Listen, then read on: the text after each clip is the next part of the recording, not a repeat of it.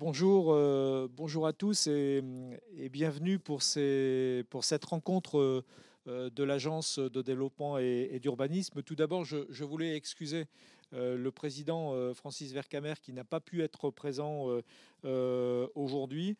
Réitérer mes remerciements aux 200 visionnautes qui sont inscrits aujourd'hui pour cette rencontre de l'agence. Rencontre de l'agence qui sont des moments toujours un petit peu privilégiés pour nous et qui permettent à la fois de partager une étude, des travaux qui ont pu être menés et surtout de poser également un regard croisé sur l'ensemble du travail, de la réflexion que nous avons pu mener autour aujourd'hui du logement d'abord. Alors une politique qui a inspiré d'autres pays et qui vise à faciliter, je dirais, l'accès au logement des personnes sans domicile. Alors, la MEL fait partie des territoires de mise en œuvre accélérée depuis mi-2018 parce que effectivement cette métropole est aussi concernée par ce phénomène. Donc elle de fait mène une politique très volontariste sur cette thématique-là, avec un enjeu d'ampleur, hein. J'aime aussi rappeler certains chiffres, hein. On a aujourd'hui 1800 ménages dormants à la rue ou dans des bidonvilles sur la métropole de Lille, ce qui représente environ 3000 personnes, et plus de 8000 personnes qui sont hébergées dans un cadre institutionnel. Et c'est là que l'agence intervient pour apporter sa réflexion, son expertise, son expérience, et de pouvoir ainsi apporter un appui à la mise en œuvre et à l'orientation des politiques publiques. Alors un travail qui a été mené, qui permet de mieux cerner à la fois l'ampleur et la nature de cette problématique, et puis de poser un regard sur un certain nombre de leviers d'action qui pourraient être mis en œuvre. On est là sur un travail de l'agence, mais pas seulement, c'est vraiment un travail d'observation qui est le cœur de métier de notre structure, mais aussi un travail partenarial que nous avons mené avec un certain nombre, je dirais, de structures, de collègues. Je vais les saluer et remercier notamment la métropole européenne de Lille, la direction Habitat de la confiance qu'elle nous porte et du partenariat que l'on a pu développer. Mais il me revient aussi de citer la mission urgence sociale de la direction départementale de la cohésion sociale, le département du Nord, la coordination mobile d'accueil et d'orientation, l'union départementale des CCAS du Nord et l'antenne régionale de la Fédération des acteurs de la solidarité. À noter également que ce travail, comme d'autres travaux que l'on a pu faire sur la pauvreté, par exemple, a été illustré et en tout cas dynamisé aussi par une approche sociologique que nous avons menée et qui nous permet de mieux apprécier, de mieux prendre en compte les parcours de vie et de mettre, somme toute, en évidence les difficultés concrètes que ces personnes rencontrent et, comme je l'ai dit tout à l'heure, d'identifier les leviers d'action. Alors, je me dois également de vous dire un petit peu comment va se dérouler cette matinée qui, normalement, devrait se terminer vers 11h30. Je parlais de regards croisés, mais je souhaitais aujourd'hui remercier notre intervenant, notre invité, notre grand témoin, Sylvain Mathieu, qui est délégué interministériel pour l'hébergement et l'accès au logement, qui sera de son bureau à Paris notre invité. Et nous avons pris, comme on le fait pour ces rencontres, pour les travaux que nous menons, l'option de pouvoir avoir ce petit studio à l'Agence de développement et d'urbanisme, en respectant bien évidemment les gestes barrières et les mesures de sécurité. Donc ce que je vous propose au niveau de cet ordre du jour, c'est tout d'abord une présentation des travaux réalisés par l'agence, donc les personnes vulnérables vis-à-vis du logement. C'est Anne Vandevielle qui en fera cette présentation qui, je pense d'ailleurs, sera mise sur le site dès cet après-midi. Donc vous aurez l'occasion de pouvoir vous plonger dans le travail qui a été fait, et également une présentation à double voix avec Jean-Baptiste Mau, qui à l'époque a réalisé ce travail en CDD à l'agence, et qui est aujourd'hui, Jean-Baptiste, actuellement salarié de la Fédération des acteurs du social.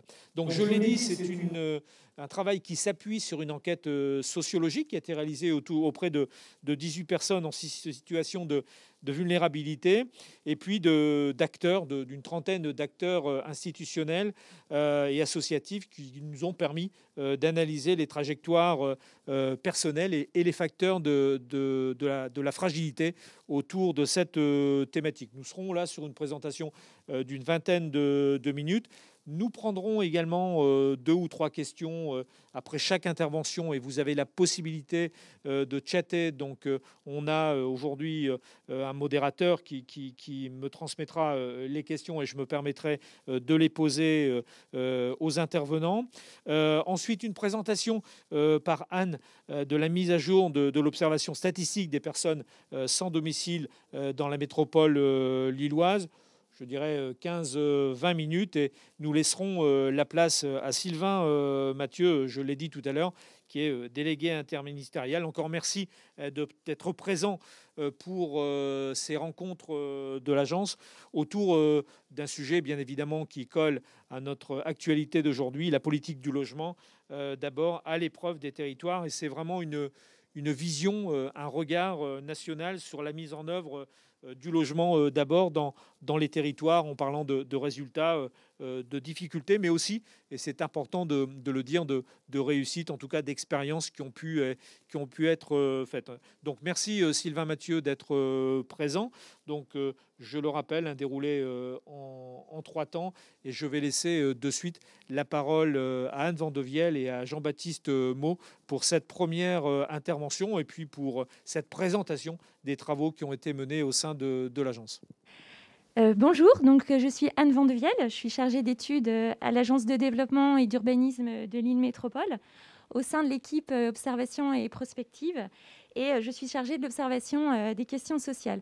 Donc j'ai encadré et réalisé les travaux pour le logement d'abord avec Jean-Baptiste Mau, qui est sociologue, qui a travaillé donc à l'agence en CDD, et qui est actuellement donc à la Fédération des acteurs de la solidarité. Donc merci à la Fédération d'avoir accepté de nous le prêter ce matin. Merci à toi Jean-Baptiste de venir présenter ton travail. Donc l'an dernier, pour la première année de sa mission d'observation sociale pour le logement d'abord, l'agence avait réalisé un travail sociologique sur les personnes sans domicile. Et cette année, ce travail sociologique porte sur la question des personnes vulnérables vis-à-vis du logement. Vous trouverez cette publication sur le site de l'agence dès aujourd'hui. Donc Jean-Baptiste et moi allons vous présenter ce travail à 2 voix. Donc nous allons dans un premier temps vous représenter la définition de ce qu'on appelle la vulnérabilité vis-à-vis du logement, les objectifs du travail et la méthode mise en œuvre. Et ensuite, nous vous présenterons les 2 axes d'analyse qui ont été retenus.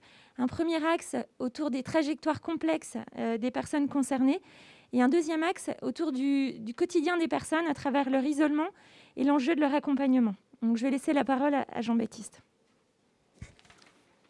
Merci Anne. Alors avant de commencer de rentrer dans le cœur du sujet, il convient peut-être de rappeler une petite définition de ce qu'on entend par la vulnérabilité dans le logement. Plusieurs auteurs se sont penchés sur cette question de vulnérabilité, mais l'enjeu c'était d'en sortir une définition un peu opérationnelle qu'on pouvait mettre en application dans cette étude.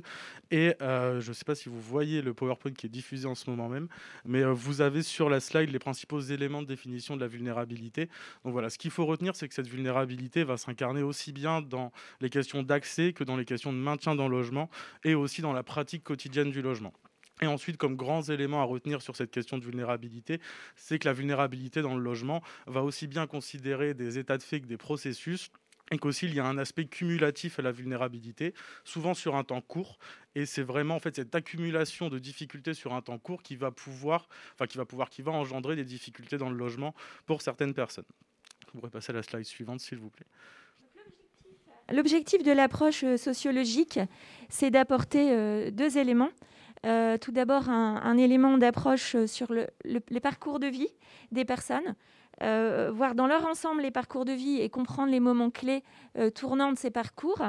Et également, une approche qui permet de documenter le quotidien des personnes et qui permet donc de comprendre leurs difficultés dans le logement, les stratégies qu'elles mettent en place et également leur manière d'habiter le territoire. Ouais, donc, rapidement, on vous propose un petit retour sur la méthodologie qui a été mise en œuvre dans l'étude, slide précédente s'il vous plaît. Donc on a un extrait de définition qui synthétise un petit peu notre travail de redéfinition de la question de la vulnérabilité. Donc on peut entendre la vulnérabilité comme un processus de production de situations dégradées. Et deux éléments importants de cette méthodologie, comme on l'a dit, on a utilisé les critères de l'ACI, donc qui est l'accord collectif intercommunal, qui est un dispositif de relogement pour les personnes dites prioritaires. Pourquoi on a décidé de prendre les critères de l'ACI et pas ceux du PDLHPD, donc le plan départemental d'accès au logement, à l'hébergement des personnes défavorisées, ou ceux du DALO, donc du droit au logement opposable, simplement parce que les critères de l'ACI permettent un cadrage plus large que les deux dispositifs qu'on a cités précédemment. Donc là, vous avez vu passer brièvement, on va revenir dessus, une liste des acteurs associatifs et institutionnels qui ont été rencontrés dans le cadre de cette étude. Donc voilà, vous retrouverez également la liste à la fin du rapport, mais l'idée, c'était quand même d'investiguer des champs différents et d'appréhender le logement à travers sa dimension habitat, c'est-à-dire à travers l'ensemble des dimensions qui vont traverser le logement. Ensuite, donc 29 acteurs associatifs rencontrés et également 18 personnes qui ont été interviewées, donc des personnes dont le seul critère pour pouvoir répondre aux entretiens était d'avoir été ou d'être en situation de vulnérabilité dans le logement au regard des éléments qu'on a présentés précédemment. Donc là, vous avez sur ces deux slides quelques éléments signalétiques qui reprennent un peu la localisation du logement des personnes, leur emploi, leur niveau de diplôme, leur situation familiale. Et donc l'idée, bien sûr, était d'avoir un panel diversifié pour investiguer des situations de logement qui sont assez différentes. Slide suivante, s'il vous plaît. On va vous présenter le travail autour de deux axes d'analyse qui ont été les axes d'analyse de l'ensemble des entretiens menés par Jean-Baptiste. Un premier axe autour des trajectoires des personnes qui permettent de mettre en lumière deux sources de vulnérabilité, les difficultés personnelles multiples que rencontrent ces personnes et également l'état du marché du logement. Et le deuxième axe, qui est un axe autour de la vulnérabilité liée à l'isolement de ces ménages et donc de l'enjeu de leur accompagnement. Donc le premier axe, donc sur les trajectoires complexes, met en évidence deux points. Un point sur les difficultés de solvabilité et d'accessibilité liées au contexte économique et au cadre réglementaire, et un point lié aux vulnérabilités multiples que présentent ces ménages. Tout d'abord, l'état du marché. Les ménages vulnérables vis-à-vis du logement sont confrontés avant tout au manque quantitatif et qualitatif de logements qui leur est proposé, que ce soit en termes de nombre, mais aussi en termes de typologie. Il y a un manque important de petites comme de grandes typologies sur la métropole lilloise et globalement un manque de logements à bas coût qui puissent correspondre aux ressources modestes de ces ménages. Ensuite, si on regarde plus finement, c'est vrai qu'il y a aussi des manques sur certains secteurs, comme les logements destinés aux personnes à mobilité réduite ou le logement adapté. Ces caractéristiques du marché induisent que ces ménages s'inscrivent dans des procédures qui sont dans le temps long, et ce sont des ménages qui risquent de décrocher. Donc, vous voyez sur ce diagramme qu'en effet, dans la métropole européenne de Lille, en 2018, on compte 4 fois plus de demandes de logements sociaux que d'attribution, ceci hors mutation. Et donc, les ménages vont se trouver dans des procédures longues qui vont induire en moyenne un temps d'attente de près de 14 mois pour obtenir un logement social. Toi, Jean-Baptiste. Merci. Anne nous a présenté les éléments globaux, on va dire, en termes de demande et d'attribution de logements sociaux. Je vais revenir rapidement sur les demandes instruites dans le cadre du PDLHPD. Donc, vous avez une définition que vous pouvez retrouver dans le rapport et des explications autour de ce dispositif. Ce qu'il faut retenir, c'est qu'en fait, c'est un dispositif partenarial qui va prendre en charge le relogement des personnes prioritaires. Donc, vous voyez sur le graphique de gauche, une hausse constante des dossiers qui sont instruits dans le cadre de ce plan. Et sur le graphique de droite, vous observez l'évolution du nombre de relogements dans le cadre des deux dispositifs PDLHPD et DALO. Donc on voit que les relogements dans le cadre du DALO se sont amoindris entre 2013 et 2015 pour se stabiliser depuis 2016, alors que les relogements dans le cadre du PDLHPD sont en constante évolution depuis 2013. Slide suivante, s'il vous plaît. Donc, dans le cadre du PDLHPD, ce qu'il faut retenir, c'est que si une situation est instruite depuis 9 mois dans le cadre de ce dispositif, elle est considérée comme complexe et bloquée, c'est-à-dire qu'il y a des éléments qui font qu'il est difficile de reloger le ménage. Donc voilà, ces éléments sont détaillés dans le rapport. Et donc là, ce qu'on vous propose, c'est une représentation graphique de la part des situations bloquées parmi l'ensemble des situations qui sont instruites dans le cadre du PDLHPD. Et la valeur de droite de mai 2020 met bien en lumière les effets du premier confinement, parce qu'on avait une stabilisation en pourcentage de la part des situations complexes et bloquées. Et on voit que de 25%, on est passé à 32% suite au premier confinement.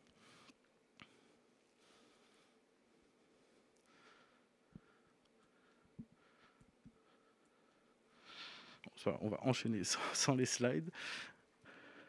Voilà, donc une des questions qui a été posée dans le rapport et qui est aussi revenue avec les échanges que j'ai pu avoir avec les ménages, c'est la question de pourquoi est-on considéré comme prioritaire. Donc je vous ai évoqué rapidement l'ACI, le DALO, le PDLHPD, qui sont des dispositifs permettant d'assurer un relogement plus ou moins rapide des personnes en situation de difficulté.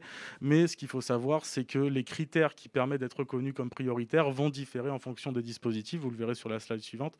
Et aussi, par moment, un même critère peut avoir des déclinaisons différentes. Par exemple, la situation de suroccupation, les critères qui permettent d'être reconnus comme en situation de suroccupation sont différents en fonction du PDLHPD ou du DALO. Et un autre aspect qui est revenu aussi sur cette question de la catégorisation, c'est qu'elle peut engendrer des phénomènes de stigmatisation et de simplification des problématiques rencontrées. Et une petite précision, c'est que ces effets de stigmatisation produits par la catégorisation des ménages n'est pas propre au dispositif de relogement des publics prioritaires. Voilà, donc là, on vous a proposé le verbatim de Pedro, mais vous retrouverez aussi dans le rapport et un peu plus tard dans cette présentation l'exemple de Sandrine qui indiquait avoir été classée comme interdite bancaire par sa banque, ce qui lui a causé énormément de difficultés pour relancer des démarches, pour ouvrir un compte en banque ensuite. Donc, ce qu'il faut retenir dans les trajectoires des personnes, c'est qu'on a des personnes qui n'ont pas forcément toutes les clés en main pour faire le choix, elles n'ont pas toutes les possibilités pour faire le choix de leur logement. Et on a des personnes qui sont face à un choix contraint de leur logement. Pour beaucoup, ce choix contraint est produit par une difficulté d'accéder au parc social, ce qui les contraint de se diriger vers le parc privé qui est dégradé. Donc voilà, on a une slide qui vous propose des principaux éléments sur le parc privé. Donc on a quand même des revenus qui sont des personnes qui ont des revenus assez modestes sur le territoire de la métropole européenne de Lille et un parc privé qui est estimé à 11% comme étant potentiellement dégradé. Donc là, on essaye de vous proposer des slides reprenant les verbatims permettant un peu d'illustrer cette situation. Donc ce qu'il faut retenir en fait dans la trajectoire des personnes qui ont été rencontrées, c'est que pour beaucoup, elles ont connu des difficultés d'accès au logement social, ce qui les a un peu contraints à se diriger vers le parc privé, mais un parc privé accessible au regard de leurs moyens, ce qui n'est pas le cas pour tout le monde. Et le deuxième point concernant cette question du parc privé, c'est qu'on a des personnes qui, du coup, n'ayant pas pu choisir toutes les caractéristiques du logement, se retrouvent parfois en difficulté au quotidien dans leur logement. Donc là, on vous propose le verbatim de Jean-Marie qui explique que le duplex dans lequel il vit n'est pas adapté à ses capacités physiques, on va dire. Mais on peut penser à d'autres personnes que vous retrouverez dans le rapport, qui indiquent qu'il y a des soucis avec le voisinage, que le logement n'est pas forcément adapté aussi à leurs capacités physiques ou qu'ils ne se sentent pas bien dans leur logement. On va passer maintenant à la deuxième partie sur cette question des trajectoires, celle des pluривulnérabilités. Je vais laisser la parole à Anne pour l'introduire. Voilà, donc la plurivulnérabilité des ménages, c'est vraiment ce qui les caractérise. Et en plus, ils font face à des blocages administratifs. Et donc, nous avons étudié à la fois donc, les fragilités des ménages, les blocages administratifs auxquels ils font face et les démarches qu'ils entament. Alors, nous avons étudié les parcours de vie. Et pour cela, nous les avons illustrés à travers... Merci de mettre la diapo précédente, s'il vous plaît. Précédente encore, merci. On n'y arrive pas. Voilà, on les a illustrés à travers un graphique qui représente donc de haut en bas la qualité et la sécurité dans le logement et de gauche à droite l'évolution dans le temps de cette sécurité et qualité du logement. Donc les graphiques permettent de faire apparaître des moments clés que ce soit des moments de dégradation de la situation des logements, en rouge, ou des moments d'amélioration de cette situation, donc en jaune. Ça permet de mettre en évidence à la fois le caractère multiple et cumulatif des difficultés rencontrées et les événements tournants. Je vais laisser Jean-Baptiste décrire 2 de ces parcours. Oui, alors on n'a pas forcément le temps de revenir en détail sur ces graphiques, mais je pense que vous avez compris l'idée. Je voulais juste réagir à la slide qui apparaît sur la trajectoire de Pedro. Voilà, quand vous voyez tout en bas hébergé chez des tiers CHRS squat, l'idée ici n'est pas de dire que le CHRS offre le même niveau de sécurité vis-à-vis du logement qu'un hébergement chez des tiers ou dans un squat. C'est que sur cette période-là, Pedro n'adhérait pas à l'accompagnement social, n'adhérait pas aux structures collectives et ne s'est jamais ancré sur un temps long moyen dans ces CHRS. Donc c'est pour ça qu'à ce niveau-là, CHRS apparaît au même niveau qu'hébergement chez des tiers ou squat. Et donc vous retrouverez dans le rapport 4 graphiques associés d'une monographie permettant un peu de donner corps à ces graphiques et d'illustrer les parcours de vie des personnes. Slide suivante, s'il vous plaît. Donc, ce qu'il faut retenir au niveau des trajectoires des personnes, et ce qu'on avait déjà évoqué lors de la définition de la vulnérabilité, c'est qu'on est face à des personnes qui présentent des situations de fragilité multiples et cumulatives. Donc, sur ce premier point, des situations de logement non satisfaisantes, c'est un peu ce qu'on essaye de retranscrire dans les graphiques et aussi de montrer la question de la temporalité des interventions et la temporalité de comment les événements vont s'enchaîner pour les personnes. Et enfin, deuxième point, c'est aussi qu'il y a des publics qui se retrouvent dans des situations inextricables. Donc là, on vous propose un verbatim issu de l'entretien avec Sandrine qui nous dit « J'ai trouvé ça bizarre, on est expulsé parce qu'on n'arrive pas à payer les loyers, mais en même temps, il faut les quittances de loyer pour pouvoir mettre dans le dossier pour avoir un logement. » Et en fait, cette question de l'inextricabilité, même si ce n'est pas forcément le bon terme, des difficultés à sortir de certaines situations par les personnes. Voilà, on les retrouve pour les sortants de prison, par exemple, avec les difficultés à réaliser des démarches administratives ou l'impossibilité d'anticiper la date de sortie, pour les femmes victimes de violences conjugales, pour les personnes en situation d'expulsion locative. Donc, ces trajectoires sont aussi marquées par une articulation entre des choix personnels et des difficultés administratives. Donc, on retrouve là un peu le volet endogène et le volet exogène de la vulnérabilité. Donc, un premier point, c'est qu'on a quand même des personnes qui se retrouvent inscrites dans des démarches administratives qui sont longues et coûteuses et parfois injustifiées et non compensées, des démarches administratives et judiciaires. Donc là, on vous prend l'exemple de Marie, mais c'est aussi appliqué à d'autres personnes. Et on a des personnes qui évoquent leur choix de vie, en fait, qui vont engendrer ou amplifier des situations de détresse. Donc, c'est ce que vous propose Sandrine dans son verbatim. Et tout l'enjeu, bien sûr, c'est d'anticiper et d'accompagner les personnes au plus tôt possible lorsqu'elles rencontrent des difficultés. Slide suivante, s'il vous plaît. Et enfin, dernier point qui est apparu dans l'analyse des trajectoires des personnes, c'est qu'on a des personnes qui sont actives, qui étaient actives et qui demeurent actives dans leur démarche administrative et dans leur démarche de recherche de logement. Donc un premier point pour rappeler que le projet logement des ménages se construit jamais ex nihilo, il va se construire au regard de la situation familiale, sociale, professionnelle, amicale. On a des démarches individuelles de recherche de logement social qui aboutissent peu. C'est un élément qui est beaucoup revenu dans les entretiens, c'est qu'on a des personnes qui ont essayé de faire une demande de logement social par eux-mêmes et cette demande de logement social a rarement abouti. Donc là, ça soulève un petit paradoxe au regard de l'idéologie et des grandes lignes du logement d'abord. C'est que d'un côté, ça souligne toute la plus-value apportée par l'accompagnement social, mais de l'autre côté, ça questionne la logique d'autonomisation des ménages quand on voit que les demandes réalisées par les ménages individuellement sont rarement pourvues et que les ménages doivent se tourner vers un accompagnement social ou vers du parc privé dégradé éventuellement. Slide suivante, s'il vous plaît. Donc pour conclure ce premier axe d'analyse sur les parcours des personnes, voici un tableau qui synthétise les facteurs de vulnérabilité dans le logement. Sur la gauche, on voit que certains facteurs sont extérieurs aux individus, sont des facteurs donc exogènes. Ils concernent le marché du logement, donc en lien avec les loyers élevés, le manque de logements sociaux, par exemple. D'autres facteurs exogènes tiennent à des besoins d'accompagnement social, un manque d'accompagnement social, il y a un manque de moyens, de temps. D'autres facteurs sont liés aux freins administratifs, qu'ils concernent la rigidité ou les délais. Et d'autres facteurs sont liés au marché du travail, aux emplois précaires et au chômage auxquels font face les individus. D'autres facteurs sont liés aux individus et engendrent aussi une vulnérabilité dans le logement. Ce sont des facteurs endogènes. Ils concernent l'âge des personnes. Quand on est par exemple plus jeune ou plus âgé, on rencontre certains types de difficultés. Concerne aussi les situations familiales, les familles monoparentales, les personnes qui font l'objet de violences conjugales, les personnes en situation de séparation. Il y a aussi des facteurs liés à la santé, qu'elle soit physique, psychique, que cela concerne les addictions. Des facteurs liés aux revenus, à leur absence ou à leur perte. et des facteurs aussi liés beaucoup aux situations légales, que ce soit les situations d'incarcération ou de sortie d'incarcération, ou aussi la situation de présence sur le territoire, donc parfois l'absence de droit ou de titre de séjour. Donc nous allons passer au deuxième axe d'analyse. Je te laisse la parole, Jean-Baptiste. Oui, alors sur ce deuxième axe, on a souhaité discuter deux notions, deux concepts au regard de l'accompagnement social qui est central dans la mise en œuvre du logement d'abord. Le premier, c'est la question de l'isolement, qui est un facteur de vulnérabilité dans le logement. On verra que l'isolement peut prendre différentes formes. Et la deuxième, c'est la question de l'accompagnement social, qui est un facteur déterminant pour le maintien et le bien-être dans le logement. Slide suivante, s'il vous plaît. Alors, ce qu'il faut retenir de l'isolement, c'est que, comme je vous l'ai dit, il peut prendre plusieurs formes. Il peut être spatial, social, psychique, c'est celle qu'on a décidé de mettre en avant, mais il y en a d'autres. Et que l'isolement est une combinaison entre une situation objective, donc on peut mesurer objectivement l'isolement, par exemple, en regardant la distance vis-à-vis des transports en commun ou des services publics de proximité, ou encore la fréquence des contacts avec la famille ou les proches.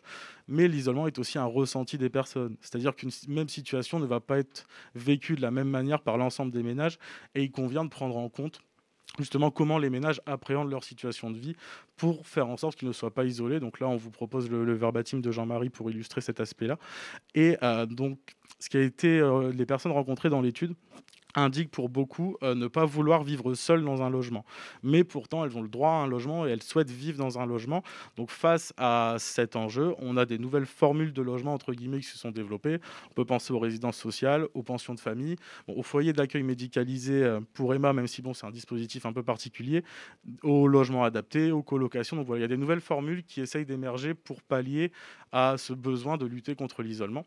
Un autre élément qui fait écho à l'isolement, mais qu'on n'a pas pu creuser, notamment parce que la démarche empirique a été un peu remise en question par le confinement, c'est un déficit d'inclusion dans le quartier. Voilà, on n'a pas plus d'éléments là-dessus, mais les personnes ont indiqué ne pas participer à des activités collectives, avoir peu de liens avec leurs voisins. Donc il y a vraiment cet élément-là qui est ressorti de l'étude sans qu'on ait pu le creuser efficacement. Et enfin, dernier point, c'est le confinement comme amplificateur des effets de l'isolement. Le confinement qui a pu amplifier des difficultés financières, des difficultés alimentaires, qui a pu engendrer une perte d'emploi pour certains. Donc voilà, le confinement qui a eu des effets très très forts sur les personnes en situation de précarité dans le logement. Slide suivante, s'il vous plaît.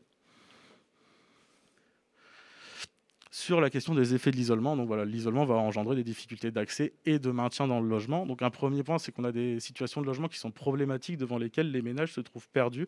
C'est-à-dire que pour beaucoup, en fait, des ménages rencontrés, lorsqu'ils ont rencontré leurs premières difficultés vis-à-vis du logement, des petits problèmes d'insalubrité, les premiers impayés, ils ne savaient pas forcément vers qui se tourner. Pour beaucoup, ça fait écho au dernier point de la slide, c'est la famille qui a été mobilisée en premier, sauf que une aide familiale, ça s'épuise assez rapidement. Et voilà, il y a un enjeu vraiment de communiquer autour des aides disponibles et d'intervenir le plus en amont possible dans les problématiques des personnes. Pour pallier à ça, il y a des dispositifs qui cherchent à limiter les difficultés des ménages qui ont émergé. Donc, on a évoqué le PDL-HPD, qui est un dispositif partenarial institutionnel. On peut penser aux commissions type CAPEX qui vont essayer d'intervenir le plus en amont possible dans le cadre de la prévention des expulsions locatives, ou encore de dispositifs partenariaux portés par les associations, les bailleurs sociaux et les pouvoirs publics. Et enfin, aussi rappeler que les trajectoires résidentielles sont impactées par des problématiques qui ne concernent pas directement le logement. Donc, il y a la question des relations familiales, la question de la situation de l'emploi, la question de l'état de santé. Slide suivante, s'il vous plaît. Alors, deuxième grand point qu'on a voulu mettre en discussion, c'est la question de l'accompagnement social au regard du logement d'abord, avec un focus sur la notion d'autonomie, qui est une notion qui est utilisée par énormément d'acteurs intervenant sur le champ du relogement, mais qui n'est défini précisément nulle part. Il y a des définitions de l'autonomie, il y a des grilles permettant d'évaluer l'autonomie sur les questions purement médicales, mais dans le champ social, dans le champ de l'intervention sociale, dans les questions de relogement, cette notion d'autonomie est invoquée par beaucoup d'acteurs sans qu'il n'y ait de définition partagée. Et on a du coup, par moment, un remodelage des représentations, des pratiques et des aspirations des ménages au regard de ce concept d'autonomie. Slide suivante, s'il vous plaît. Un deuxième point sur cette question d'autonomie et d'accompagnement social, c'est que la recherche du bien-être du ménage est une condition à la réussite du projet logement. Et un premier point qu'on souhaitait poser à discussion, c'est est-ce que l'individu est l'entité la mieux placée pour connaître ce qui fait son bien-être. Donc là, ça pose la question, on vous met le verbatim de Jean-Marie pour appuyer ce point-là, c'est moi qui ai demandé à aller dans un foyer. Donc le foyer qui, dans l'esprit, va un peu à l'encontre de la logique du logement d'abord. Et aussi, les travailleurs sociaux rencontrent des personnes qui ne sont pas forcément en capacité par moment de définir précisément leur projet logement. Et donc ça pose l'enjeu de comment mettons la personne au centre de son relogement au regard des contraintes économiques, sociales, en termes de disponibilité du marché qu'on peut retrouver aujourd'hui.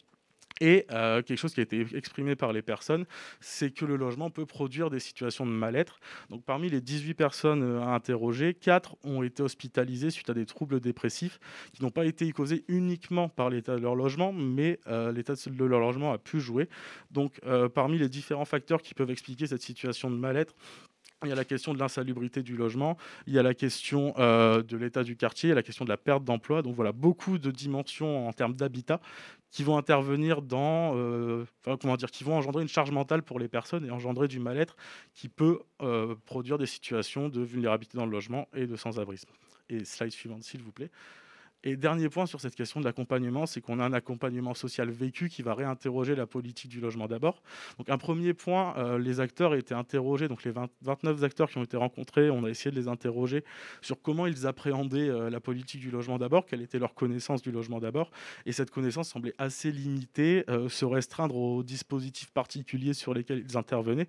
Par exemple, un chez soi d'abord qui est quand même assez connu de la part de l'ensemble des acteurs rencontrés, mais peu d'acteurs avaient une vision globale de ce qu'engendrait la politique du logement d'abord. Un deuxième point sur l'accompagnement social au regard du logement d'abord, c'est que cet accompagnement social est plébiscité par les personnes qui ont été rencontrées. Alors ça s'explique aussi par comment les entretiens ont été négociés, comment les personnes ont été rencontrées. C'est-à-dire que pendant la période de confinement, on a mobilisé les acteurs associatifs en leur présentant la démarche de l'étude pour qu'ils nous mettent en relation avec des personnes. Mais dans cette étude, vous pourrez retrouver l'exemple de Louise, qui, elle, n'adhère pas à un accompagnement social et qui éprouve d'énormes difficultés dans le logement. Donc il y a aussi l'enjeu de comment on repère les publics qui ne sont pas historiquement connus par les travailleurs sociaux. Et un dernier point sur l'accompagnement social, c'est la mobilisation d'acteurs tiers. Donc là, on ne va pas parler de travailleurs pairs parce que c'est un sujet à part qui mériterait une étude à part entière, mais sur la question de la mobilisation des bénévoles en complément de l'accompagnement social.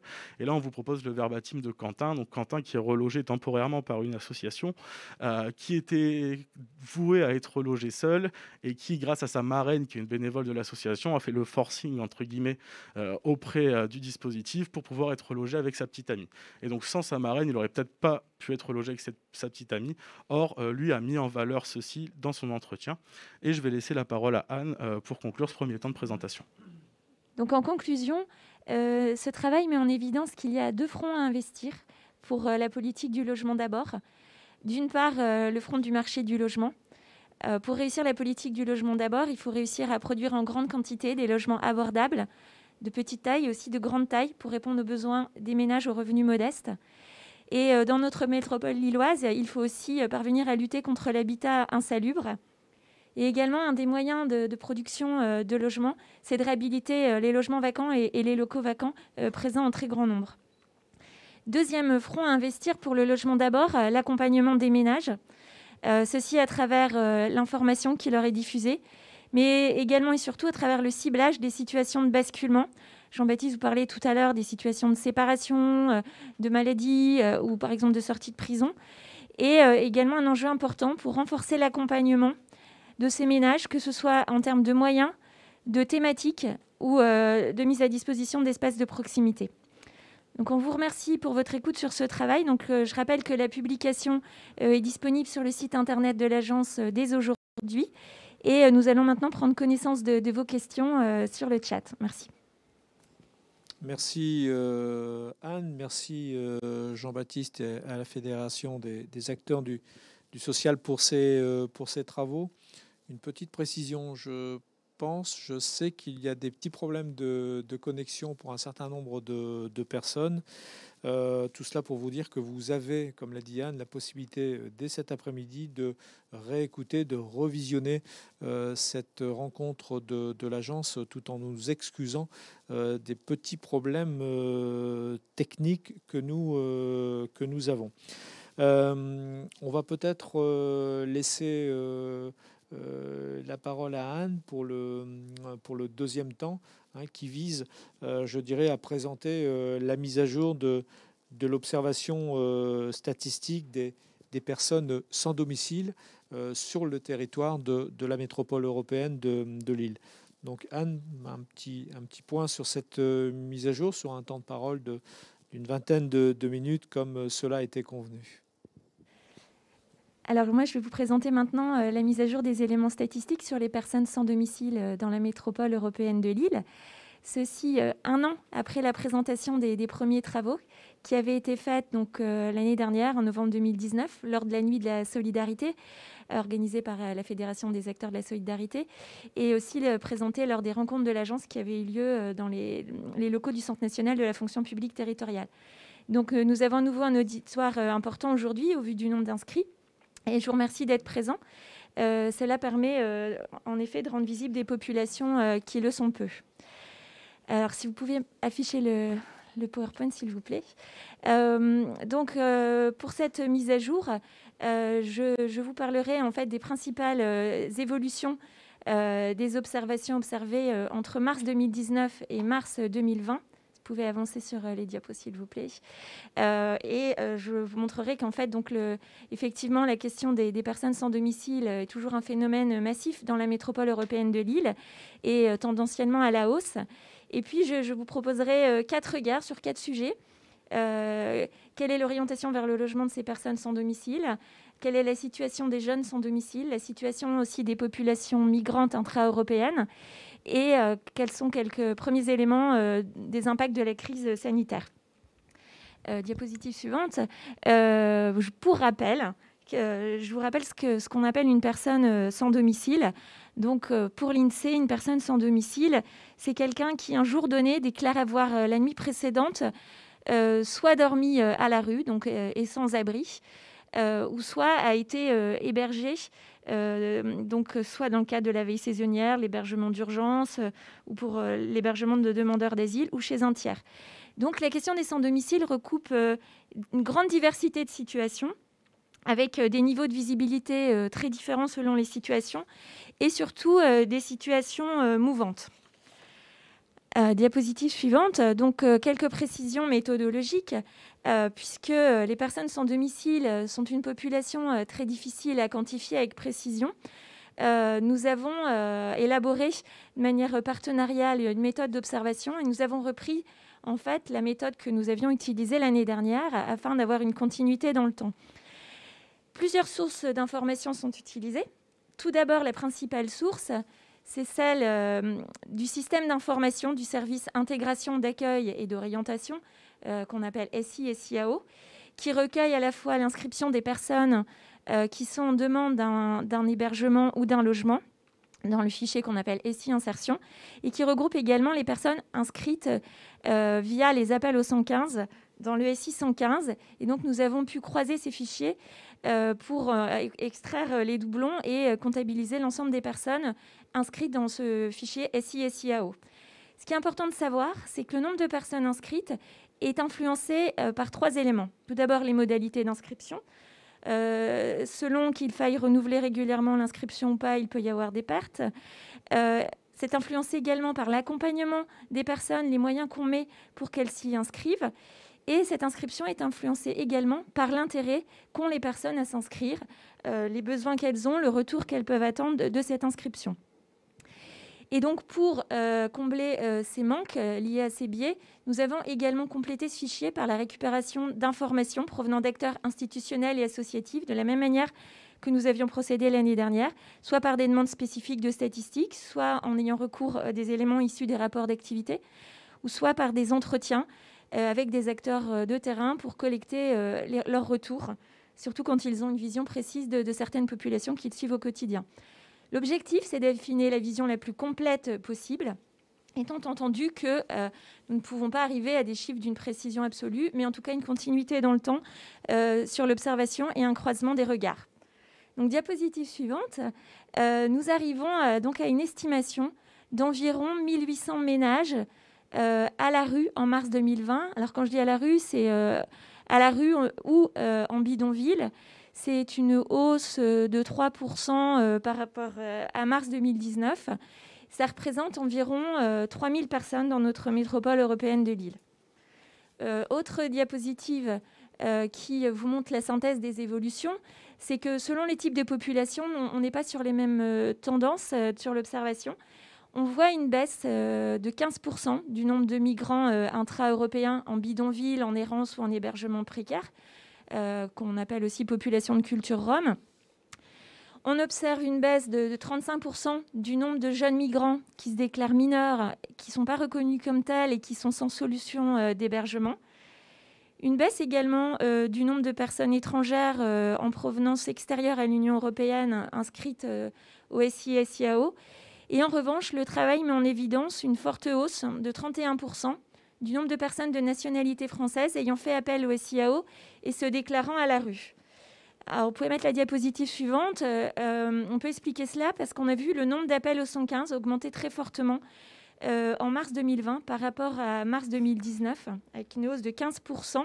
Donc, ce sont 965 personnes qui ont appelé le 115 au mois de mars 2020 qui se sont déclarées à la rue. Et cette hausse, m'a expliqué la CMAO, la coordination mobile d'accueil et d'orientation qui reçoit ces appels, est directement liée au confinement. Le confinement a fait apparaître des personnes qui jusque-là se débrouillaient toutes seules, qui dormaient par exemple dans une voiture ou dans un garage, qui avaient recours aux associations qui faisaient de la distribution alimentaire. Et avec le confinement, les Restos du Cœur et d'autres associations ont dû fermer. Les personnes se sont également beaucoup inquiétées pour leur santé et ont davantage appelé le 115. Donc vous voyez sur la diapositive suivante une carte qui représente la localisation des appels au 115 qui ont été faites par les personnes en situation de rue en mars 2020. Donc, comme l'année dernière, ces appels sont toujours hyper concentrés à Lille, qui est la commune qui recueille plus de 95% des appels. C'est la commune qui accueille aussi quasi la totalité des accueils de jour. C'est la commune où arrivent les personnes qui arrivent dans les gares. C'est la commune où beaucoup de personnes se concentrent. Et on voit donc qu'il n'y a que 2% des appels qui proviennent de Tourcoing, un peu moins de 2% de Roubaix. Mais on a quand même 12 communes qui ont été ponctuellement concernées par la présence de ces personnes ayant appelé le 115 et se déclarant à la rue. Ce sont Ouascal, Villeneuve-d'Ascq, Armentières, Seclin, Alluin, Lezennes, Ronques, Los, Mont-Saint-Barreul, Croix, Aubourdin et Wattrelos. Je vais maintenant vous présenter, donc, dans les diapositives suivantes, un rapide rappel des caractéristiques des personnes à la rue qu'on retrouve dans les fichiers du SI et SIAO. Tout d'abord, en termes de nationalité, les flux migratoires ont alimenté toujours fortement le nombre de personnes présentes à la rue en mars 2020, puisque 65% des personnes à la rue sont de nationalité étrangère, et 32% des personnes à la rue inscrites au SI et SIAO indiquent comme motif de leur demande une arrivée récente en France. Donc sur le graphique suivant, vous voyez effectivement les évolutions par nationalité. Donc vous voyez la hausse importante du nombre de personnes de nationalité française inscrites au SI et SIAO avec les appels liés au confinement. Une hausse alors des personnes de nationalité de l'Union européenne très importante en lien avec la création d'un poste dédié à la sauvegarde du Nord dans la direction de Tziganes et Voyageurs, où une personne a eu pour mission de permettre une meilleure inscription de ces personnes, et inversement une légère baisse des personnes hors Union européenne. Ensuite, en termes de caractéristiques familiales, donc sur la diapositive suivante, vous voyez la répartition des personnes selon leur situation familiale. 46% des personnes à la rue inscrites au SIAO sont des personnes à la rue en famille. Donc, ça représente 811 enfants à la rue inscrits dans ces fichiers, dont 72 enfants de moins d'1 an et 145 femmes enceintes. Sur la diapositive suivante, vous voyez que parmi les personnes à la rue, 37% sont des hommes seuls. Donc, ce sont 989 hommes. Donc en légère hausse de 9%. Ce qui est important de voir, c'est aussi qu'une grande partie d'entre eux sont connus seulement du 115 et ne sont pas du tout inscrits sur la liste d'attente pour de l'hébergement d'insertion. Et sur la diapositive suivante, on voit que 8% des personnes à la rue sont des femmes seules, donc 212 femmes, avec également une hausse de cette population. Ensuite, diapositive suivante, on a porté un premier regard sur leur orientation vers le logement. Donc, en lien avec la problématique du logement d'abord, comment ces personnes sont orientées vers le logement à partir de leur demande. Alors, quand une inscription est faite d'une personne au SIAO, la coordination mobile d'accueil et d'orientation réceptionne la demande et formule des préconisations au regard de la note sociale pour une orientation soit vers le logement, soit vers l'hébergement. Et cette orientation se fait en fonction de critères objectifs qui sont la présence légale sur le territoire. Donc, il faut un titre de séjour d'au moins 1 an. Et en fonction de critères qui tiennent aux ressources. Et pour accéder au logement, il faut des ressources égales au moins au RSA ou alors à l'allocation formation pour les jeunes qui font une demande de résidence habitat jeune. Au 31 mars 2020, parmi les personnes inscrites sur une liste d'attente pour l'hébergement et le logement, très peu en fait ont une préconisation d'orientation vers le logement. Seulement 6% des familles, 11% des hommes seuls et 10% des femmes seules. Donc on voit là un gros enjeu dans le cadre de la politique du logement d'abord. Ensuite, nous avons porté un regard sur le temps d'attente, justement pour l'accès à l'hébergement et au logement. Donc parmi les 1000 ménages qui étaient inscrits pour l'hébergement et le logement sur le SIAO, au 31 mars 2020, on constate que 56% des ménages sont inscrits depuis moins d'1 an. Mais en revanche, on voit bien que près d'un quart, 23%, sont inscrits depuis plus d'1 an, donc un temps d'attente qui peut être parfois extrêmement long.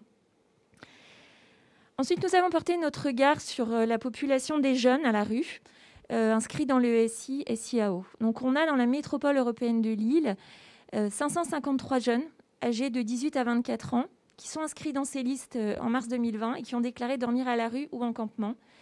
69% sont des jeunes hommes, qui sont principalement des jeunes hommes seuls, et la moitié sont de nationalité étrangère. 31% des jeunes à la rue sont des femmes, qui, elles, sont dans des situations beaucoup plus variées. 29% sont des femmes de nationalité de l'Union européenne, la plupart du temps en couple avec enfants. 22% sont des femmes de nationalité étrangère hors Union européenne, la plupart du temps seules. Et les femmes de nationalité française sont 18%, une partie d'entre elles seules, une partie d'entre elles en couple avec ou sans enfants. Nous avons creusé, donc diapositive suivante, la situation de ces jeunes, tels qu'on peut retrouver les renseignements dans le fichier SI-SIAO. Donc en termes de préconisation d'orientation vers le logement, on se rend compte qu'ils ont finalement très peu d'orientation vers le logement, seulement 6% d'entre eux, et cela est particulièrement lié à leur nationalité. Les jeunes de nationalité étrangère hors Union européenne ne sont que pour 2% orientés vers le logement. Et les jeunes de nationalité française sont pour 13% orientés vers le logement, les autres étant orientés vers l'hébergement. Les fichiers du SI-SIAO permettent de mettre en évidence également quelles sont les difficultés sociales auxquelles font face ces jeunes. 64% d'entre eux déclarent n'avoir aucun accompagnement social. On peut même noter que 82% des jeunes de nationalité française ne disposent pas de carte vitale. Pourtant, certains d'entre eux ont un emploi. C'est 9% des jeunes de nationalité française à la rue, 11% des jeunes de nationalité en provenance de l'Union européenne. Et donc certains d'entre eux perçoivent néanmoins des revenus, 34% des jeunes de nationalité française et un quart des jeunes de nationalité étrangère. Pour continuer sur les jeunes, nous avons aussi regardé la situation des jeunes migrants qui se déclarent mineurs grâce aux statistiques que nous ont transmis le département. Le nombre de jeunes migrants pris en charge dans le Nord est en très forte hausse. En 2019, sur une seule année, la hausse a été de 67%. Et sur 5 ans, c'est un chiffre qui a été quasiment multiplié par 5.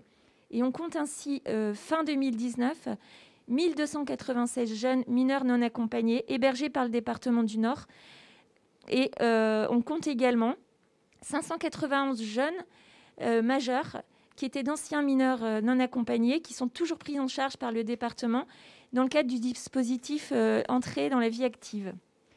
Et ce qui est important à noter en termes de dynamique, c'est que plus de la moitié des jeunes mineurs non accompagnés hébergés par le département ont 17 ans, donc vont arriver à majorité au cours de l'année 2020. Donc un phénomène en dynamique importante. Nous avons ensuite croisé ce regard sur les jeunes migrants, donc vous verrez dans la diapositive suivante. On a croisé ces statistiques aussi avec les regards des acteurs associatifs, puisque un grand nombre de jeunes migrants qui arrivent dans notre métropole ne sont pas forcément reconnus mineurs et donc pris en charge.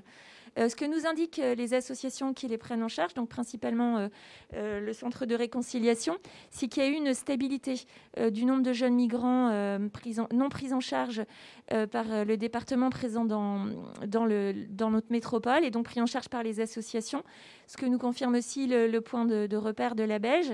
Les associations ont continué à mettre en œuvre les mêmes solutions d'hébergement, tandis que l'État, lui, a proposé de nouvelles solutions d'hébergement, ce qui a permis de faire diminuer de moitié en fait, le nombre de jeunes sans solution présents à la rue dans la métropole lilloise. Et ce qu'on peut noter avec l'épidémie de Covid-19, c'est qu'effectivement, un certain nombre d'hébergements ont pu être proposés, que ce soit par la réquisition de certains hôtels, que ce soit par la prolongation des hébergements d'urgence qui a eu lieu jusqu'au 10 juillet. Et néanmoins, une inquiétude des associations sur la continuité scolaire des jeunes au moment du confinement, puisque ce sont des jeunes qui n'ont pas évidemment de moyens de se connecter par Internet pour suivre les cours. Regard suivant, c'est un regard sur les personnes migrantes intra-européennes, qu'on appelle aussi personnes de culture rome. Ce qu'on voit globalement sur la métropole européenne de Lille, c'est une baisse importante du nombre de ces personnes qui sont en bidonville ou en errance, donc une baisse de un peu plus de 14%.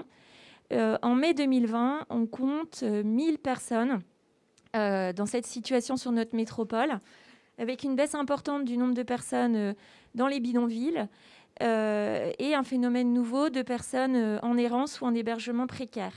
Ce qui est très important à noter, c'est qu'il y a eu, grâce à la création d'un poste dédié à la sauvegarde du Nord, une très forte augmentation des personnes qui sont dans cette situation et qui ont pu s'inscrire auprès du SI et SIAO pour attendre un hébergement ou un logement, puisqu'elles étaient seulement la moitié à être inscrites l'année dernière et qu'elles sont les 3/4 au printemps 2020 à être inscrites dans le SI et SIAO.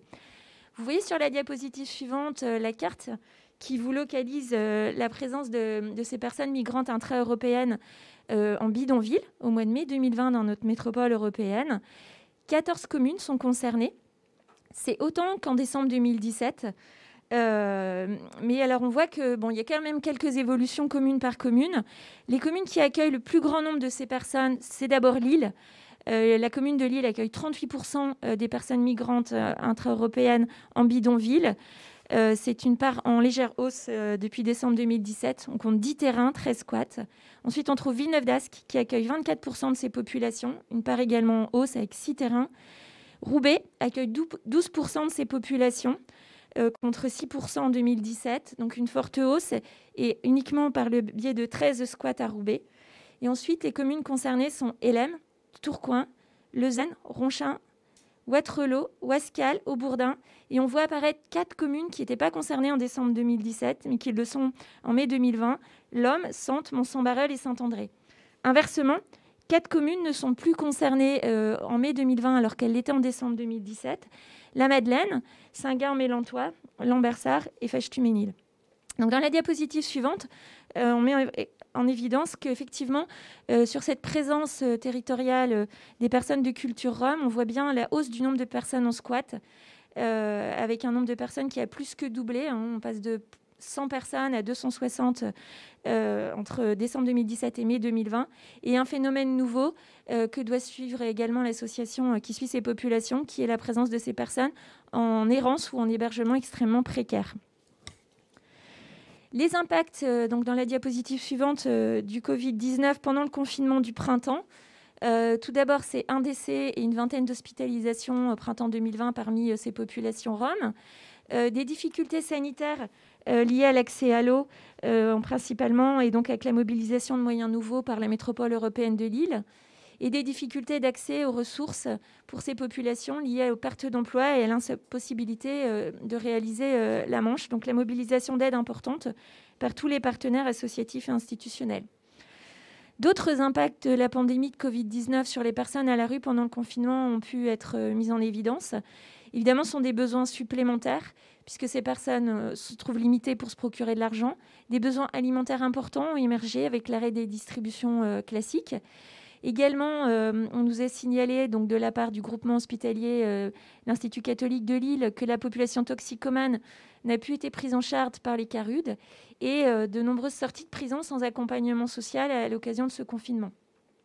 L'offre d'hébergement face à ça s'est adaptée. Je vous le disais, il y a eu un maintien de l'hébergement de la veille saisonnière jusqu'au 10 juillet, l'ouverture de places d'hôtels et d'auberges de jeunesse. Mais on a vu effectivement des contraintes organisationnelles pour la mise à l'abri des personnes marginalisées et le renforcement du constat de carence en matière de personnel de santé. Diapositive suivante, le logement d'abord, ça concerne aussi l'ensemble des personnes sans domicile et également les personnes vulnérables vis-à-vis du logement. Donc je vous disais, les personnes sans domicile sont aussi les personnes hébergées. Donc c'est important d'avoir en tête que ça concerne aussi... donc c'était les chiffres de décembre 2017. On attend prochainement des chiffres plus récents par l'État. Il y avait 8000 personnes hébergées de manière institutionnelle dans notre métropole européenne. On compte aussi les personnes qui ont des domiciles, l'ensemble des personnes qui ont des domiciles instables et qu'on voit au travers des domiciliations. C'était à peu près 12 000 personnes fin 2018.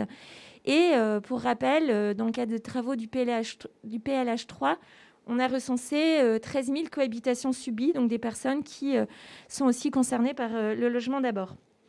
Dernière diapositive, la publication qui va sortir sur ce volet statistique dans les prochaines semaines reprendra aussi un volet statistique sur les personnes vulnérables dans le logement, afin de connaître aussi la masse de ces difficultés. Nous avons ainsi regardé par exemple les personnes menacées d'expulsion, qui connaissent une légère baisse de 5% sur un an. Nous regardons aussi les personnes menacées de violences domestiques, les personnes sortant d'institutions, avec un regard, grâce au département, sur les jeunes majeurs qui sortent de l'aide sociale à l'enfance, qui sont une population particulièrement vulnérable pour l'accès au logement et qu'il convient d'accompagner. Donc, ce sont 342 jeunes majeurs, dont une grande partie, et une partie toujours plus importante, bénéficient du contrat entrée dans la vie active. Donc voilà, vous retrouverez tout ça dans la publication qui va sortir prochainement. Merci à tous ceux qui ont contribué à ce travail, donc à la direction Habitat, la métropole européenne de Lille avec qui nous avons travaillé, à tous ceux qui nous ont fourni des données. Je pense notamment à la coordination mobile d'accueil et d'orientation, au département, à toutes les associations, les partenaires institutionnels. Ce travail existe grâce à vous et je vous en remercie. Bien, merci Anne pour cette présentation très intéressante, et on voit notamment le côté pernicieux de cette crise sanitaire qui touche de plein fouet le sujet du sans-abrisme et qui fait, on l'a vu, augmenter les chiffres d'une manière importante. Et on voit aussi l'impact au plus fort sur les personnes de nationalité française, parce que je pense qu'il y a aussi des situations qui ont basculé avec cette crise sanitaire, ce qui n'aurait peut-être pas été le cas avant. Et cela montre aussi l'intérêt de mener, de poursuivre, de développer une politique sur ce sujet-là. Une petite question à Anne ou à Jean-Baptiste, mais plutôt à Anne. On a des chiffres qui ont été annoncés par rapport à notre métropole, 1800 ménages dormant à la rue, 3000 personnes concernées, 8000 personnes hébergées.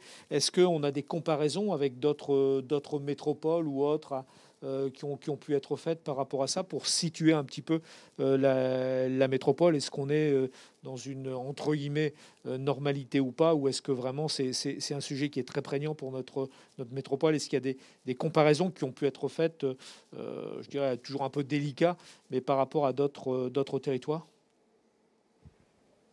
Alors en fait, c'est vrai qu'on est encore au début de la montée en charge des observatoires sur le logement d'abord. On sait que c'est une question qui est prégnante dans toutes les grandes métropoles françaises, mais on attend aussi que les éléments se constituent sur l'ensemble des territoires pour pouvoir les comparer.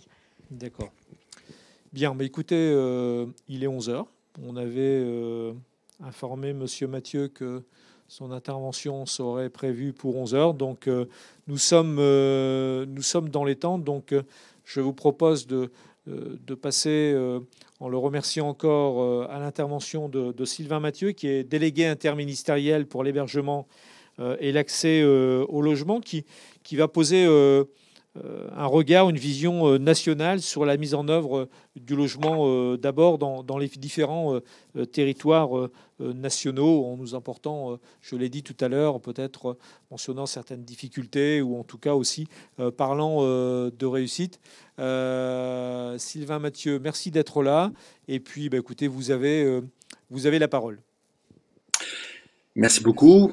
Merci aussi aux intervenants puisque ça a été extrêmement intéressant d'entendre ce retour sur ce qui se passe dans la métropole européenne. Alors je, je dois avouer que il y a eu pour moi quelques interruptions, mais quelqu'un m'a envoyé le PowerPoint qui fait que je pouvais rattraper au fur et à mesure. Et puis je voulais aussi particulièrement remercier l'agence et puis Anne van der Velde et puis Jean-Baptiste Maud, puisque il me semble me rappeler qu'en novembre 2019, j'avais assisté à la présentation qui avait été faite à l'époque sur les personnes sans domicile et les personnes vulnérables dans ce cadre-là. J'avais été vraiment particulièrement intéressé par cette présentation et sincèrement, de ce que j'ai vu, je vais me replonger encore plus dans les différents éléments que vous avez pu donner. Moi, j'ai d'ailleurs noté, et je n'avais pas prévu d'intervenir directement là-dessus, et je reprendrai le fil de mon intervention dans quelques minutes, mais moi j'ai été particulièrement frappé à la fois par les questions qui sont notamment celles de l'importance en fait de la confirmation des axes que nous avons dans le logement d'abord, que ce soit sur le marché du logement et la nécessité d'avoir à la fois les petites et les grandes typologies, mais aussi évidemment des logements très abordables. C'est un problème national, en tous les cas dans les métropoles qui sont tendues. Mais voilà, il y a bien à travers les éléments que vous avez étudiés la confirmation de cette nécessité. Également, évidemment, le point clé de l'accompagnement des ménages. Vous savez, le logement d'abord, c'est l'accès au logement, mais c'est aussi avant tout les questions qui se posent en termes de réponse aux besoins des personnes. C'est d'ailleurs cette adaptation aux besoins qui est un axe à développer qui est compliqué puisqu'il s'agit aussi de rassembler les énergies, les financements aussi, et les compétences des uns et des autres autour de cette question d'accompagnement dans le logement. Et puis, particulièrement intéressé par deux autres choses. La première, c'est l'évolution que vous avez pu constater sur les personnes qui sont à la rue. Et j'ai été particulièrement frappé de la hausse des personnes de nationalité française qui font appel au SIAO avec une hausse de 31% si je reprends votre chiffre. Peut-être je me permettrai de reprendre contact avec vous parce que c'est un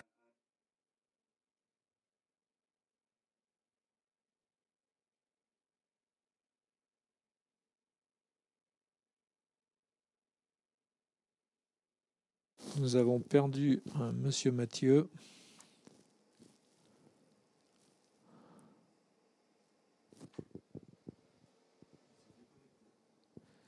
Monsieur Mathieu, je ne sais pas si vous nous entendez, mais a priori, vous êtes, entre guillemets, déconnecté.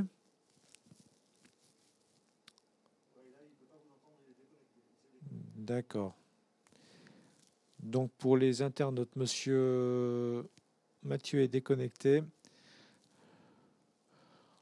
On a eu, pour tout vous dire, des petites difficultés parce que c'est vrai que les connexions avec la délégation interministérielle à Paris étaient un peu délicates avec toutes les contraintes de sécurité. Donc, on a dû être prudent, vigilant par rapport à cela. Mais a priori, il y a un petit incident technique.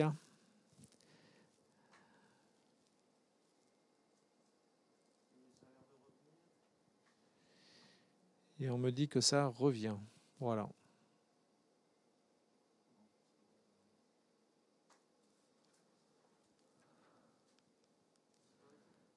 Monsieur Mathieu nous interpellait justement sur le nombre de...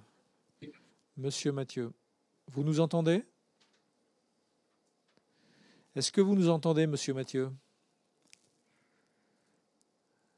En tout cas, on vous voit. Vous êtes reconnecté. On vous voit. Voilà, ça y est. Vous nous entendez? Oui, ça y est. C'est parfait. Bah, écoutez, on a eu une rupture d'audience au moment où effectivement vous évoquiez le fait où les personnes de nationalité française pour un pourcentage de 31% étaient nombreuses et vous surprenez. Donc, si vous le voulez bien, vous pouvez Je vais poursuivre à reprendre vos partir de là. propos. Voilà. Voilà, en espérant Merci. que ça se fiche pas, pour ceux qui nous voient et nous écoutent, on a dû avec l'agence et la métropole monter quelque chose d'un peu artisanal parce que les firewalls de ministère où je vous parle sont très pointilleux et n'acceptent pas beaucoup les flux informatiques venant de l'extérieur. Voilà. En tous les cas, oui, comme je le disais, cette hausse, elle est importante et je me permettrai de prendre contact avec vous sur le sujet parce que je voudrais bien explorer de manière plus importante cette question qui peut être un élément aussi d'alerte sur notamment ce qui peut se passer en termes de crise économique et de précarisation plus importante de personnes qui auparavant étaient dans une situation sans doute difficile mais qui était plus stable que ça. Et puis dernière chose, évidemment très frappé par la question des jeunes mais aussi par les effets du confinement précédent que vous avez abordé à la fin, où on voit les problèmes généraux d'accès aux soins, notamment pour les personnes toxicomanes vis-à-vis des cas rudes, et plus globalement les difficultés qui ont pu être constatées sur les besoins alimentaires. Ça, on l'avait bien repéré. Vous savez que on a lancé en urgence au niveau de la DIAL un programme de 50 millions d'euros de chèques de service, mais évidemment, la question, elle se pose avec le renouvellement du confinement tel qu'on l'observe aujourd'hui. Voilà, je vais pas être plus long, mais vraiment un grand merci pour cette première, pour cet exposé, cette étude, parce que j'en retire beaucoup d'éléments et j'espère que ceux qui nous voient et nous écoutent sont dans la même appréhension. Alors, quelques points sur finalement un bilan. Un premier bilan depuis 2017, depuis septembre 2017, où le président de la République a lancé le logement d'abord, sur ce que on a pu constater et sur ce qu'on a pu aujourd'hui emmagasiner comme expérience et comme point d'appui finalement pour poursuivre ce développement. Alors, premièrement, ce qui est clair, c'est que depuis 3 ans, notre action, elle a été protéiforme. On a pris en fait le sujet d'une manière globale et puis on a avancé sur l'ensemble des priorités que nous avions définies au départ. Et moi, ce que je retiens, c'est plusieurs points qui ont constitué une vraie structuration de la question du logement d'abord. Premièrement, le logement d'abord, il est sorti de la confidentialité. Vous y avez participé, beaucoup d'acteurs et de parties prenantes l'ont fait, mais aujourd'hui, c'est, de mon point de vue, un principe acquis et qui fait consensus, qui est mieux compris. On avait eu la première période, vous vous rappelez, avec Benoît Apparu en 2009-2010, qui avait lancé le logement d'abord. C'est d'ailleurs été la création de la délégation interministérielle. Mais aujourd'hui, dans l'ensemble des conversations, des discussions, des échanges qu'on a avec les différents acteurs, avec toutes les parties prenantes, les fédérations, on voit que le logement d'abord fait consensus comme principe clé de la question de l'hébergement et de l'accès au logement dans vis-à-vis des personnes vulnérables. Et c'est aujourd'hui, je pense, un principe qui est inévitable dans nos politiques publiques. Moi, je le constate au niveau central avec notamment le fait qu'on retrouve les principes clés du logement d'abord dans toutes les politiques qui touchent notamment la lutte contre la pauvreté ou bien dans toutes celles qui concernent l'accès au logement des personnes prioritaires. Il n'y a plus aujourd'hui véritablement d'opposition, je ne sais pas si c'est le bon terme, mais en tous les cas de profonde divergence par rapport à la politique du logement d'abord. Alors beaucoup reste à faire, hein, c'est clair et net, mais on a aujourd'hui un principe général acquis et beaucoup de briques évidemment à monter. Ensuite, on a eu des avancées qui ont été très concrètes sur le sujet. On parlait justement dans votre étude sur les questions de mobilisation de logement et de logement abordable. On a, je pense, réussi à avoir un niveau haut de production, notamment de logements très sociaux, les fameux PLAI. Alors, personnellement, je pense que ça n'est jamais assez, hein, bien sûr, parce que le besoin est là.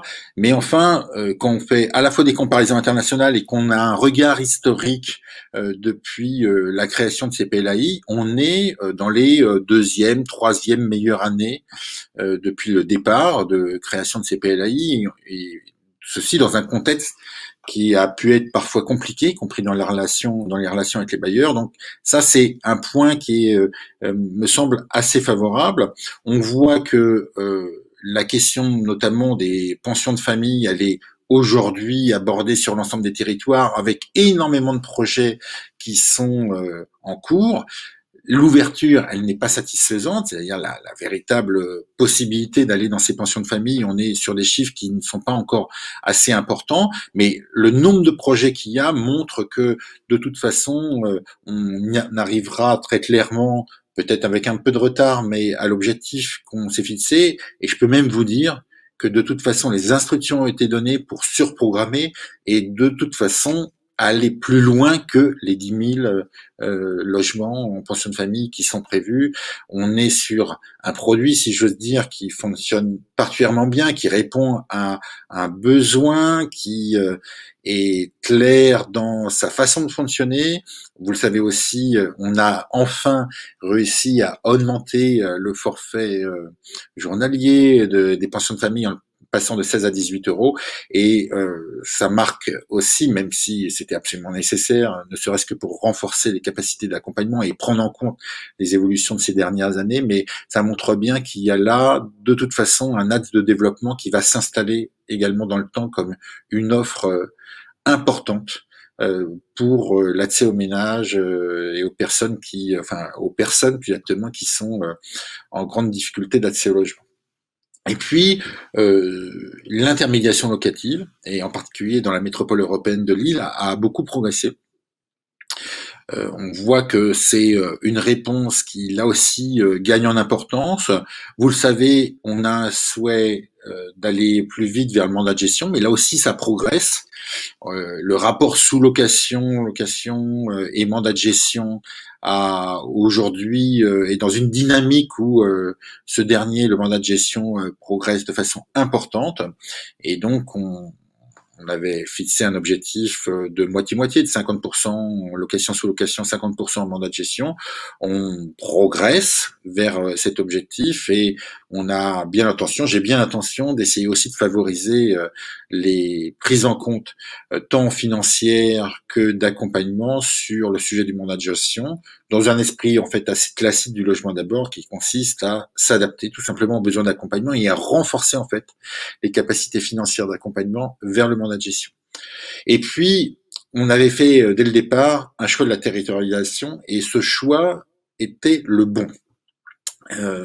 Dès le départ, pour nous, il s'agissait de s'appuyer sur les acteurs qui œuvrent au quotidien et de se mettre en démarche de support, en fait, vis-à-vis de tous ceux qui, jour après jour, construisent le logement d'abord.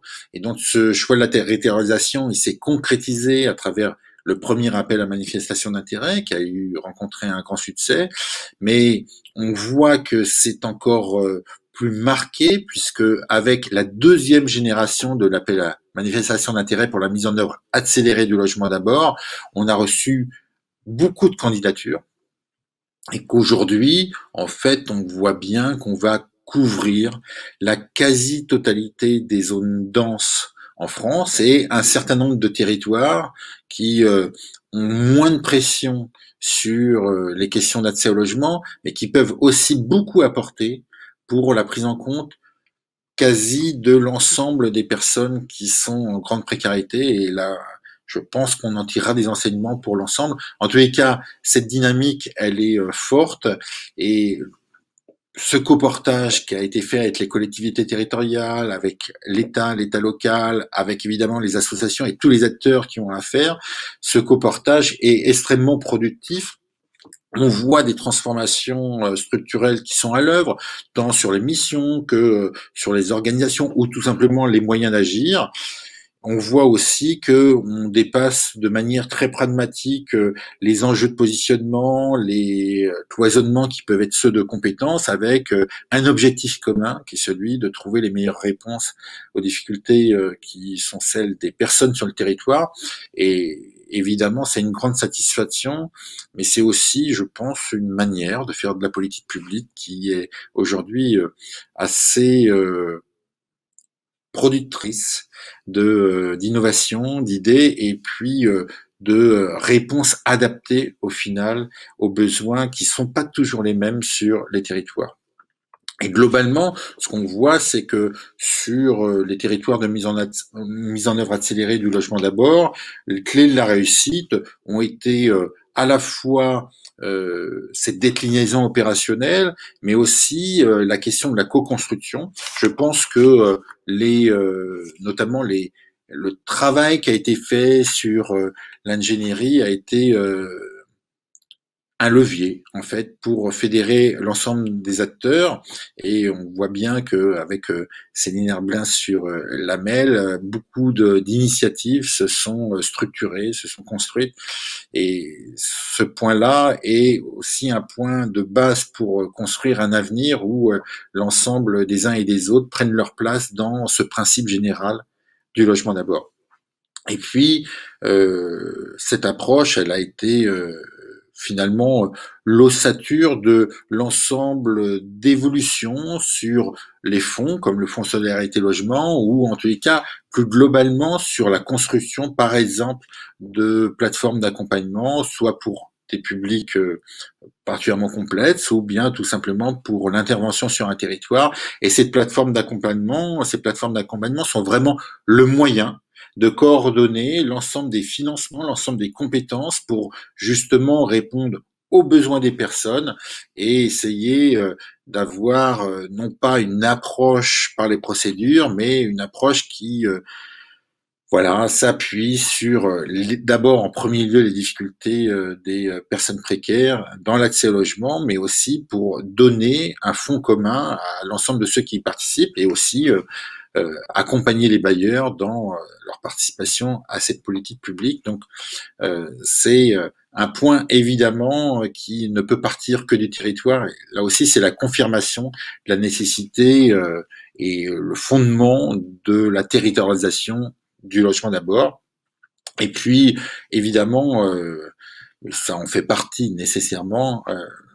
C'est pas une politique hors sol. Le logement d'abord, c'est d'abord une politique ancrée, et il est essentiel qu'il y ait cet aller-retour permanent entre ce qui se passe sur le terrain et ce qui peut être bougé au niveau national. Moi, j'y tiens beaucoup à cet aller-retour, à cette capacité de faire ensemble, parce que on voit bien que parfois on se heurte à des difficultés qui peuvent être de l'ordre réglementaire, de l'ordre de principe ou de l'ordre législatif, et c'est notre boulot, si j'ose dire, de pouvoir faciliter et soutenir ceux qui œuvrent directement, opérationnellement sur le terrain, et ça ne peut fonctionner qu'à partir du moment où c'est fluide entre nous. Et ça, c'est, je pense, un acquis à travers ce qu'on a fait, et c'est particulièrement vrai avec la métropole européenne de Lille. Et puis, plus particulièrement, c'est vrai aussi que sur la MEL, vous avez une histoire ancienne sur le sujet. Vous avez été un site pilote du Chez Soi d'abord, qui est vraiment l'acmé de la mise en œuvre des principes du logement d'abord. Donc, le Chez Soi d'abord a été expérimenté parmi trois autres sur la métropole européenne, et je pense que ça a irrigué aussi cette appropriation des principes du logement d'abord.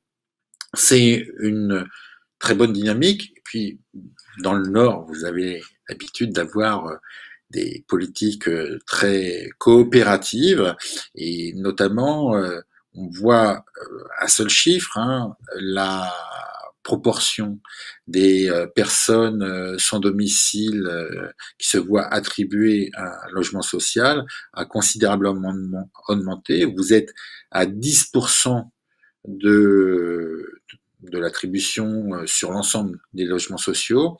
10%, bah, c'est quasiment 2 fois plus que ce qu'on observe au niveau national, et un tout petit peu plus même que ce qu'on peut voir dans les autres territoires de mise en œuvre accélérée du logement d'abord. Donc vous avez un drapeau et vous le tenez haut. C'est évidemment le résultat, me semble-t-il, de cette coopération que vous avez au quotidien.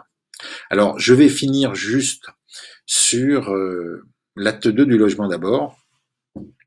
Vous avez bien en tête l'acte 1 du logement d'abord. C'est finalement ce que j'exprimais au départ sur la mise en œuvre des principes, sur la territorialisation, sur le fait que aujourd'hui il y a une politique du logement d'abord qui fait consensus et qui est pris en compte dans l'ensemble des activités, y compris d'ailleurs par les centres d'hébergement, avec la diversification de leur offre, le CHRS hors les murs. Donc tout ça a été l'acte 1.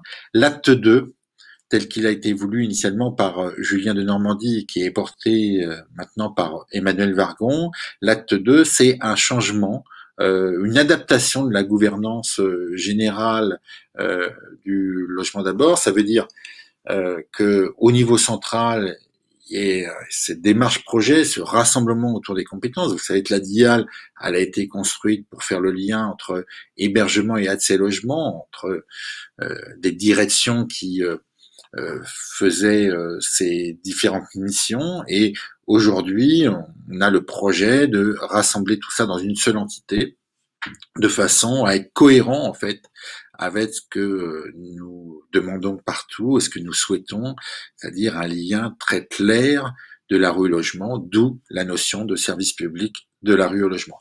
Mais ça a aussi une répercussion territoriale. Il y a un souhait, et ça va être des éléments de discussion entre les uns et les autres dans la période qui va venir, c'est celle d'une évolution de la gouvernance des SIAO, puisqu'il y a un souhait de participation plus globale de l'ensemble des acteurs, des parties prenantes sur les questions d'hébergement et d'accès logement. Le SIAO, je le répète souvent, lorsque vous lisez le Code de l'action sociale et des familles, il a un grand nombre de missions, c'est tout à fait ce qu'il faut faire, ça correspond très spécifiquement à l'idée du logement d'abord, mais ça n'est pas totalement mis en œuvre, donc il y a une volonté de le mettre en œuvre de façon beaucoup plus forte, de renforcer aussi les moyens des SIAO. Vous savez que Mme Wargon a annoncé la création de 150 emplois qui iront vers les SIAO, et puis que toutes les parties prenantes, tous les acteurs, les financeurs, soient dans ce cœur du réacteur, dans cette clé de voûte du logement d'abord au niveau territorial, de façon à ce que sur l'ensemble de la chaîne, on ait ce travail en cohérence pour aller totalement vers le logement d'abord. Rien n'est parfait, j'en suis souvent le premier déçu, mais on est dans cette dynamique et dans cette progression qui me paraît extrêmement importante, et c'est clair que on souhaite tenir l'ensemble de la chaîne de production, l'ensemble de la chaîne d'accès au logement, et puis soutenir encore une fois l'action des territoires, ce qui veut dire aussi faciliter le travail, avoir une réponse qui soit cohérente, qui ne soit pas partagée entre plusieurs administrations, et c'est bien la raison pour laquelle aujourd'hui, on construit cette entité centrale pour pouvoir vous apporter le maximum de soutien, et évidemment, ce qui se passe sur les territoires est certainement la meilleure façon de appuyer sur l'ensemble des politiques et de nous stimuler au niveau central parce que vous faites au quotidien pour mettre en œuvre le logement d'abord et avant tout répondre aux besoins des personnes qui sont en situation précaire. Je finirai juste sur les questions de confinement pour vous dire que vous l'avez d'ailleurs exprimé dans l'étude qui a été présentée tout à l'heure.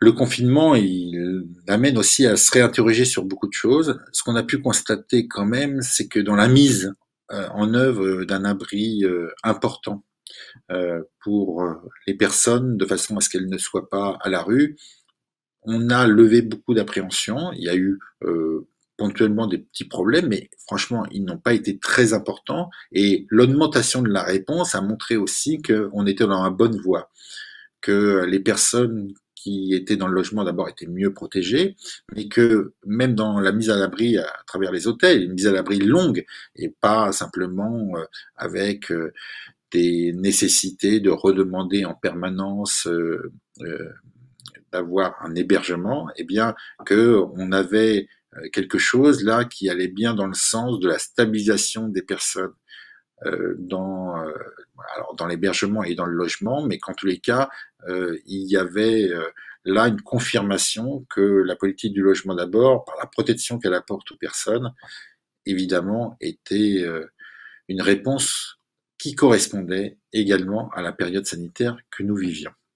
Voilà, je ne veux pas prendre trop de temps, je vois que j'ai dépassé un peu de quelques minutes pour pouvoir aussi répondre aux questions.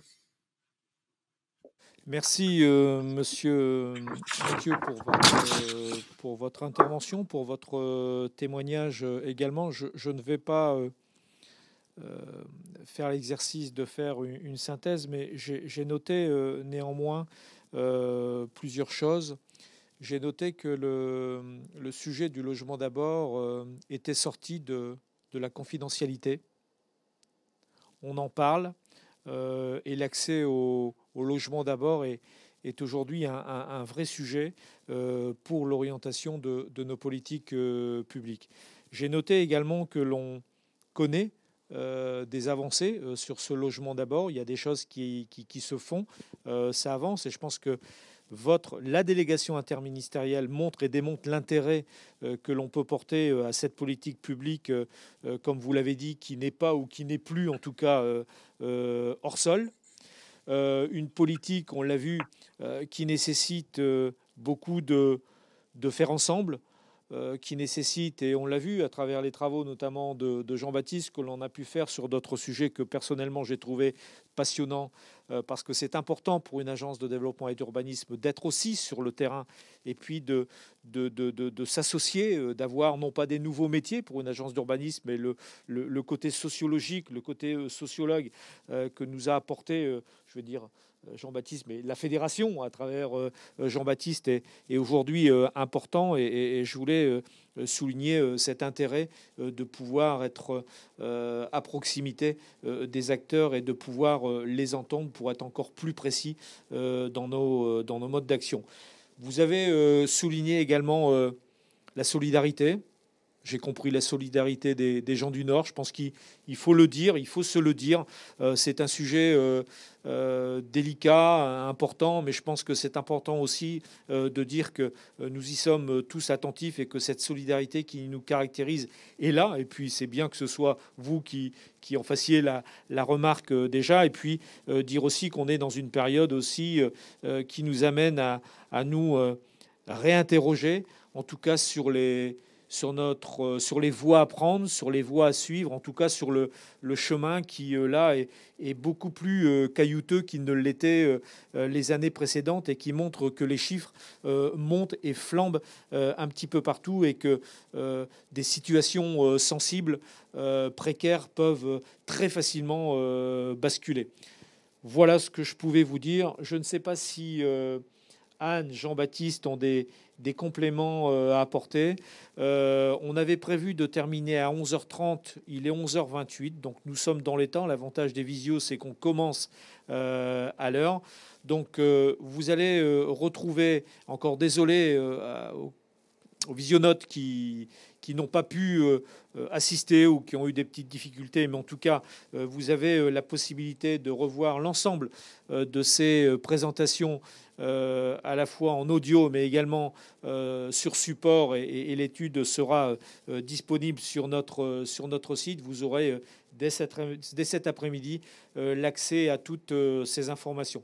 Je voulais bien évidemment terminer en remerciant Anne Van de Vielle, en remerciant Jean-Baptiste, hein, avec, je vais encore le dire, avec sa double casquette, celle de l'agence, mais aussi, et encore merci à la Fédération des acteurs du social de nous accompagner sur cette démarche. Mais on l'a compris aussi, un travail d'observation qui est important, qui doit se structurer et en tout cas qui doit être pérennisé.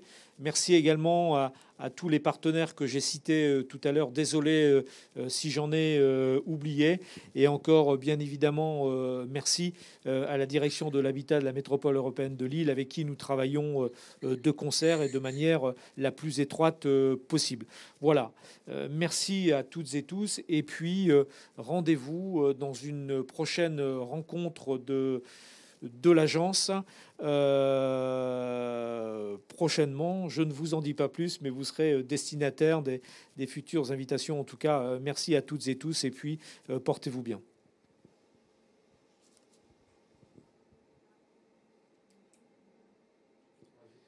Et Monsieur Mathieu, on ne vous a pas entendu. Si vous pouvez reprendre vos propos, et je vous laisserai le mot de la fin. Non, c'était vraiment moi aussi des remerciements.